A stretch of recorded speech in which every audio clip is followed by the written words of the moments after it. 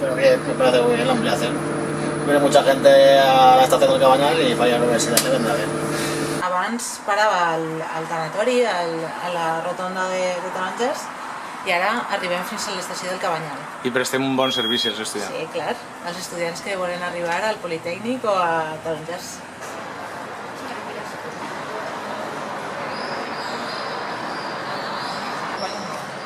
Vale. Bueno, me parece bien porque es algo que necesita la gente todos los días. Súper bien. Per què? Pues porque sí, porque no tenía tren y iba todos los días a pie. No tenía autobús y iba todos los días a pie. Me parece que han hecho algo espectacular porque es que yo llevo 4 años en la carrera y tengo que ir andando y mira, me han resuelto el problema. Vale, vamos a hacer una cosa.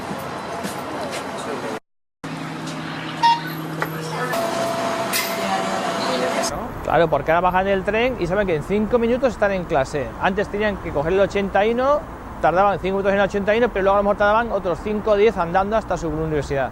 La vida más fácil, vamos. Por supuesto, para el estudiante la vida más fácil con MT.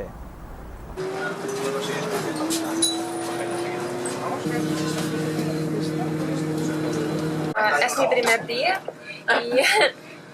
y Una inversión. todo es maravilloso.